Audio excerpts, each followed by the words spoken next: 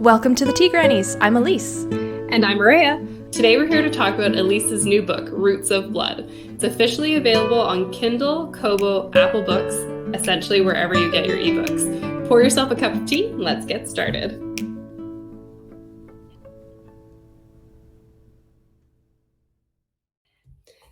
I'm particularly excited to talk about this book because I was able to see it from its early stages through to the finish.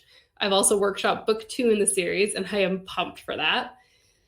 Your writing has grown in leaps and bounds over the years, and seeing this in print was nearly as exciting for me as it is for you. For those who haven't read it yet, can you give us your pitch? Okay.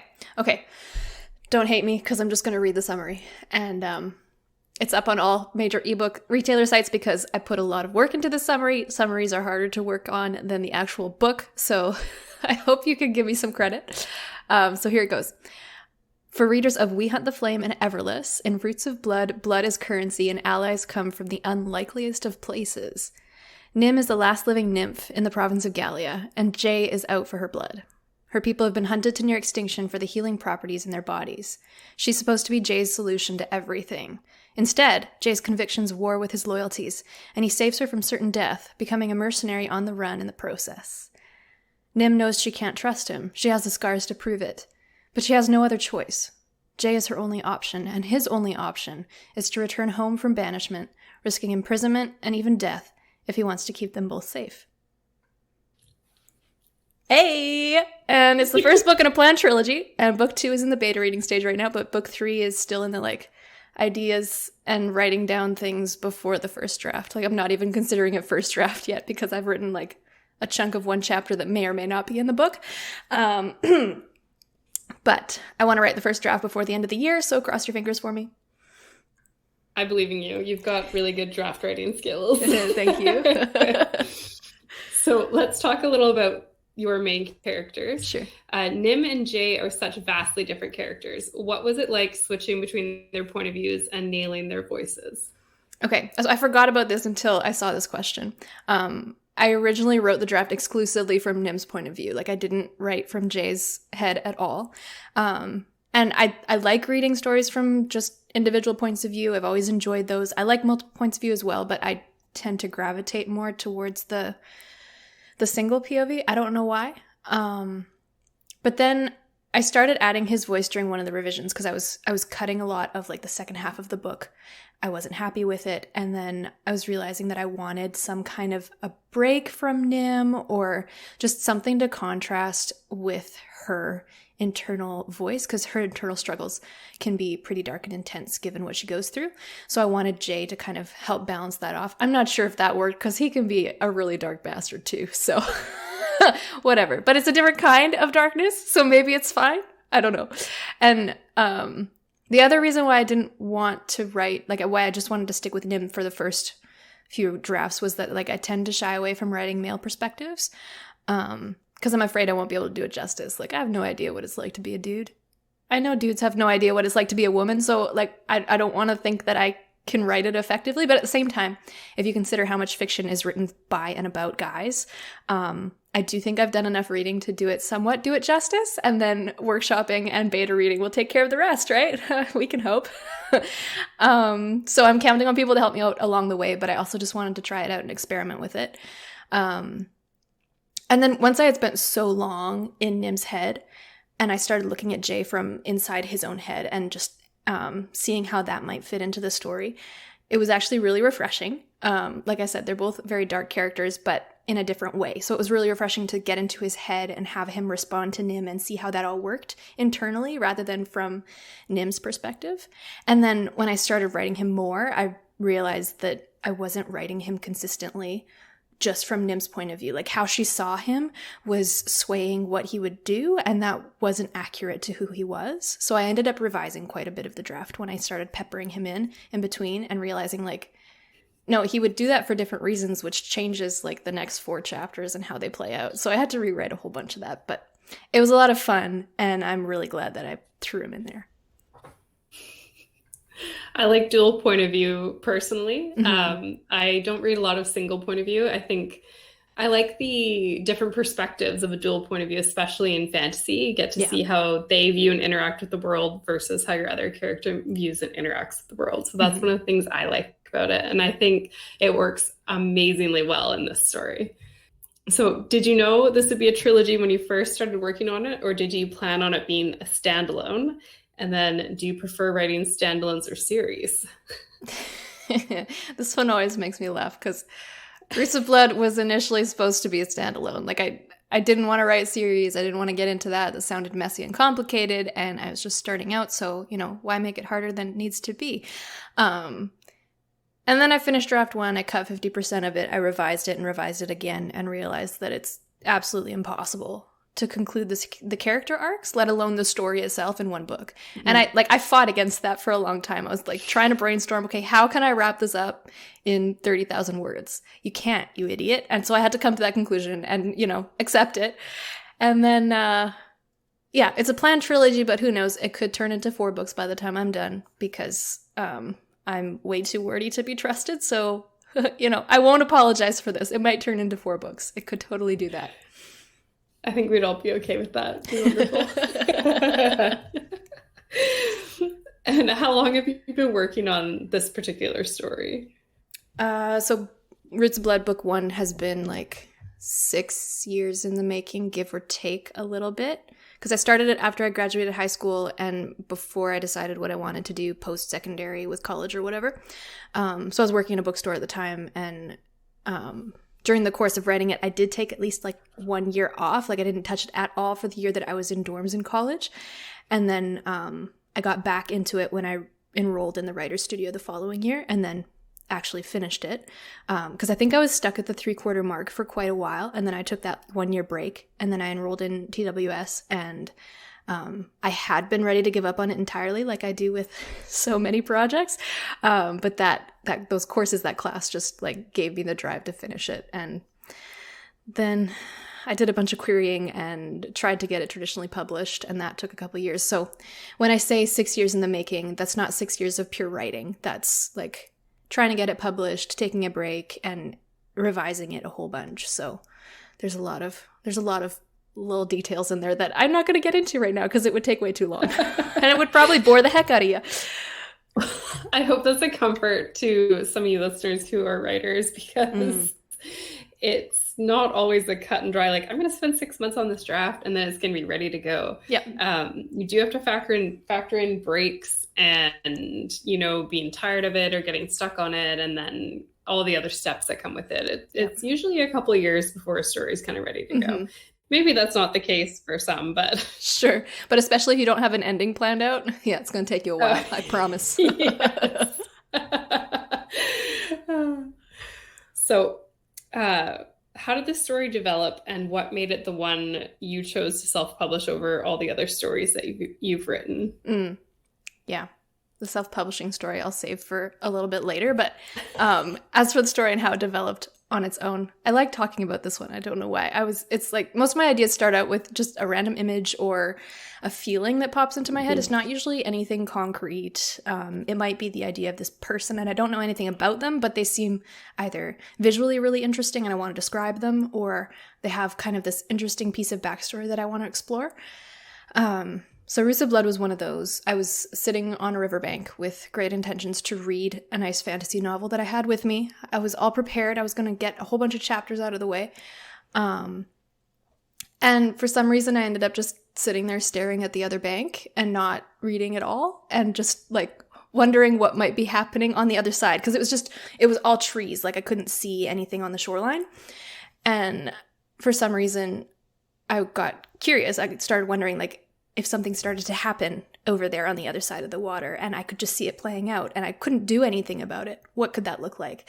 And I had a little notebook with me that I carried around everywhere, and I just started writing about the scenery mostly, like what it would feel like to be there and to be hiding amongst the trees and maybe looking across the riverbank, kind of describing those feelings that I was having.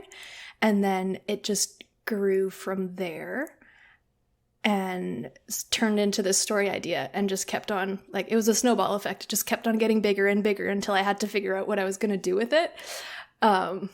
And I don't know, maybe some people write from a theme or an initial message that they want to share with people. And they're like, I want to write a story about this injustice or this other thing and these really big ideas. And maybe that works for some people, but I have not been able to get into that. Like it doesn't seem to work for me. I was talking with an artist friend the other day about this, and we talked about how we both strive to make our art for ourselves first, which at first glance might sound kind of selfish, but we both realize that as soon as we start trying to make it for other people and writing for this specific group and trying to kind of get in with the crowd, we lose this enjoyment. We lose the sense of joy that we get out of making it in the first place, and it becomes like totally not worth it anymore.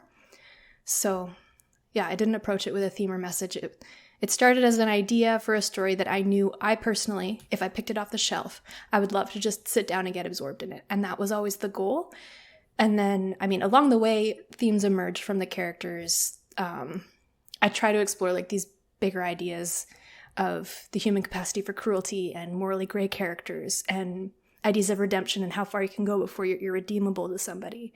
And that, I think that comes through in my draft for book 2, and it kind of carries through as a theme, but that was never a driving force. That was never something I set out to do. And even as I write the rest of the series, like book 2 and 3, it's not top of mind. It's not something I'm intentionally trying to add in there because I don't want it to be contrived and I don't want it to be forced. So if it'll happen, it'll happen. I just want to enjoy the story. That's the thing about theme that I think some people get stuck on, is they go into their story with a theme or a message they want to get across, and then they get stuck or they can't portray it properly because they're so focused on the theme. And I think it's more important to focus on the character and the story and let the themes kind of come out on their own. But every writer is different, but that seems to be the best for me and for you. So you said earlier that you did try and get this one project traditionally published. What made you decide to self-publish in the end? Yeah, I was dead set against self-publishing for a long time, especially as I was working on Roots of Blood. And once I'd revised it, I was ready and I was trying to get it published. And my plan was always to go traditional. So I did query it. I did try to go that route. And I think I queried the first time around 50 times and received a good chunk of rejections from those, or else no reply at all. And then I did some revisions. I didn't get any feedback from anyone, so I just kind of had to sit there with, is it because I'm not targeting the right people, or is there something actually wrong with it? And I didn't know. I couldn't know that. So I set it aside for a while, and then I came back to it, and I changed some things that I bumped on personally just because either I was self-conscious or they actually needed to change. Who knows? We'll never know. It's fine. And then I tried again. I sent out a few more queries. I think I got a request for the whole thing at that point. Someone asked to read the whole thing, but then they decided against it. But they didn't give me any feedback, so I still couldn't revise it according to that. And then in between, when I was taking a break from querying Roots of Blood, I wrote and queried an entirely different project and ended up rejected there too. And then the shift, I think, happened when we went to the Surrey's International Writers Conference, the online one, last year during COVID. And one of the speakers they brought on was Brandon Sanderson. And if you don't know Brandon Sanderson, just look him up. He's got some great books if you're into epic fantasy. He's one of my favorites. So there's a plug for him. He didn't know I was promoting him, but there we go. We're not sponsored in any way, disclaimer. And his talks are amazing. If you can go to one or check out his YouTube, you should, because they are fantastic. He has a full writing course available for free on YouTube. And if you're a writer of anything, I recommend checking that out because he's phenomenal. So he was giving this talk on traditional publishing versus self-publishing, and brought up the idea of working with a hybrid model because of how much the publishing industry has changed. And I guess I just needed to hear it from a reputable source, which is, where my failings come in.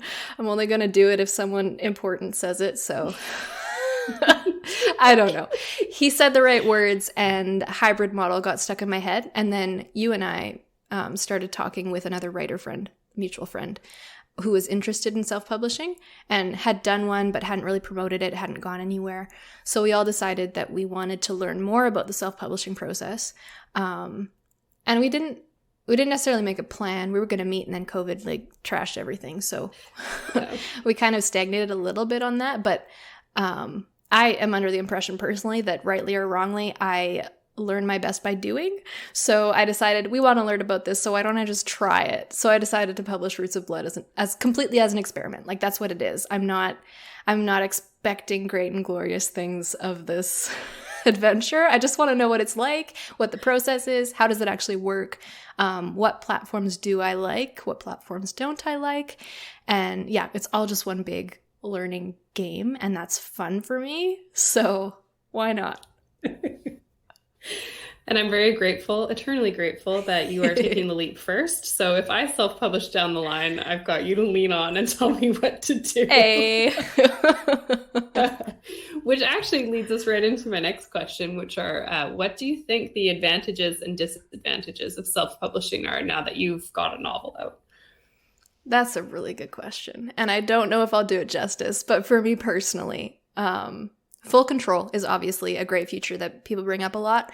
Like, I've never been traditionally published, so I don't know what that's like. I don't know what that all involves. But people always have talked about how you sign away so many rights to your work when you go that route, and you don't have full control, and decisions get made for you, and all of this stuff. Personally, I think I'd be fine with that because I like to go with the flow. But I don't know if it makes a big difference either way. Me too. You know, right? Having that backing is almost, worth it to me. But there is something comforting in knowing that I own this entirely. I can go off and make an audiobook with it if I want, and I can choose exactly how I'm going to do that. I had full control over what I wanted the cover to look like. I could have designed that myself if I wanted, but I don't recommend that. We can get into that later. And I don't have to jump through hoops or deal with red tape because of rights that I've signed away or whatever that is, and all of those complications.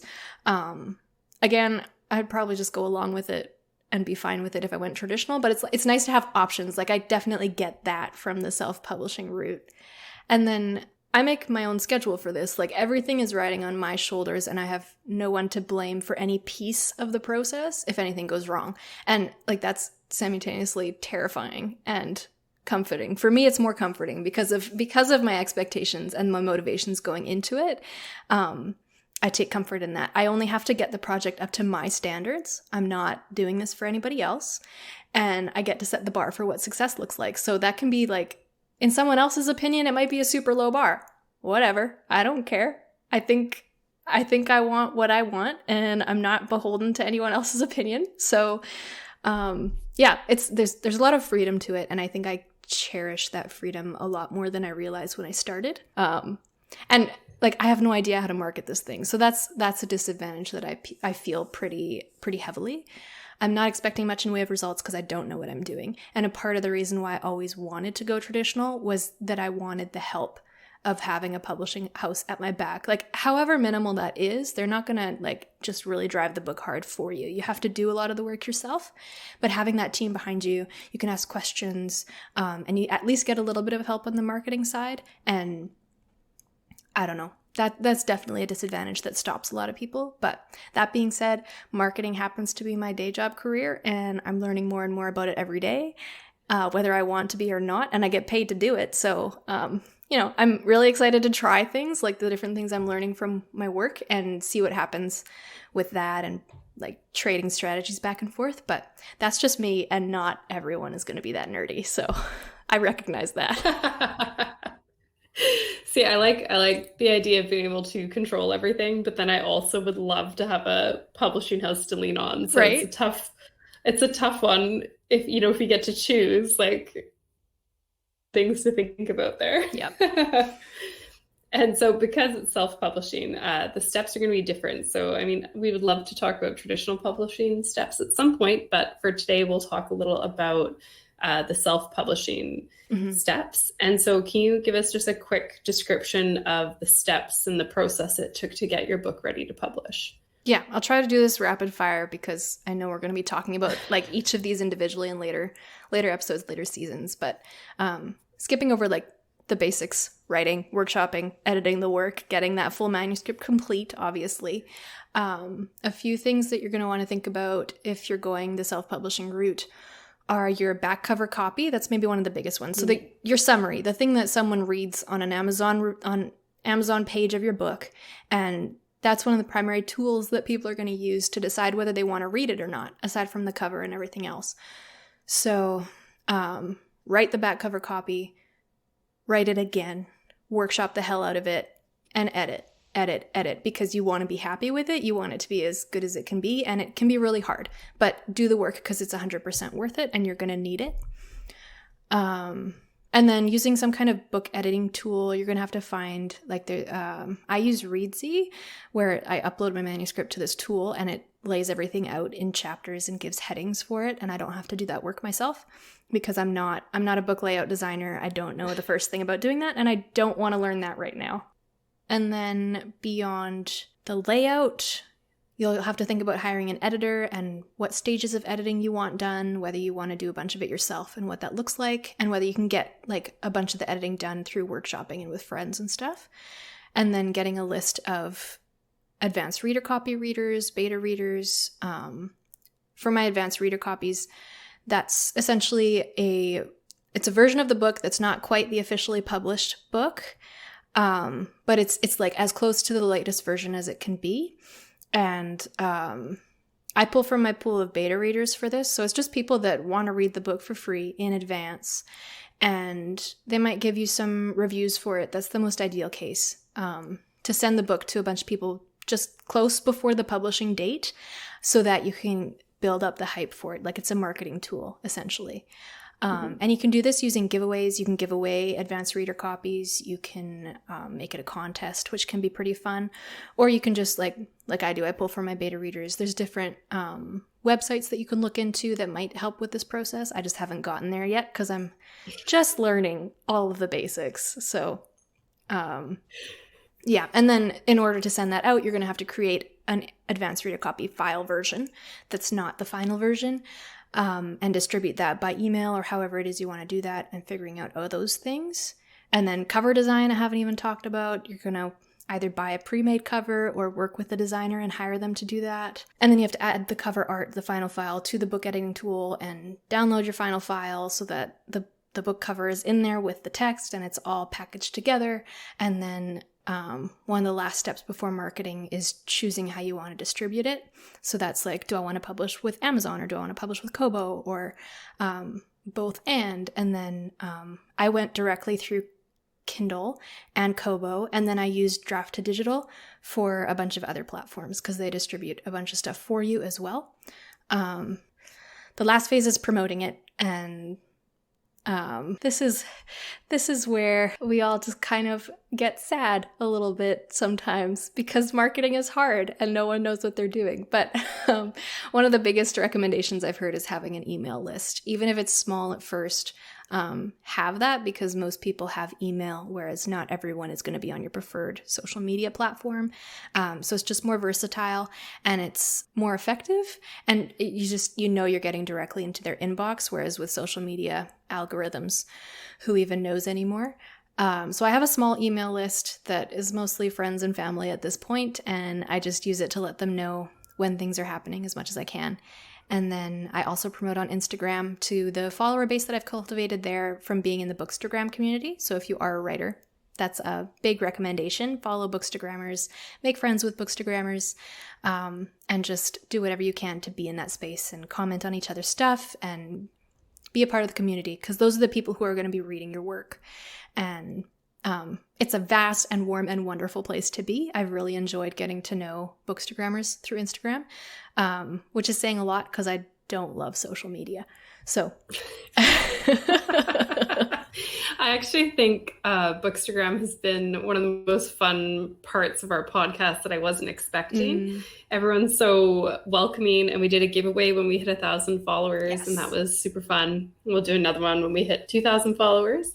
And it's just been nice to chat with people who are obsessed with reading as we are. And there's writers on there too. I haven't made as many writer friends as reader friends, but it's really fun to talk about what's popular right now. And There's a book recently that came out that was very popular that most people loved. And then there's a few people that didn't love it. And so I found my people there because I didn't love it either, which I thought was hilarious. Yeah.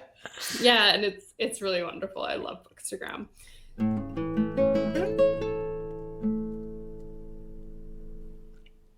If you're interested in purchasing Roots of Blood, please see our show notes for the links. If you do read this awesome book, please rate and review on Goodreads and wherever you purchase your copy. Reviews are incredibly important for indie authors. And that's the tea on Roots of Blood. If you want more information on Elise and her projects, you can check her out at elisebolkman.com and sign up for her newsletter. You can also reach us anytime at theteagrannies@gmail.com or follow us at the Tea Grannies Podcast on Instagram. It's time to put the kettle on. We'll see you again next week. Happy writing.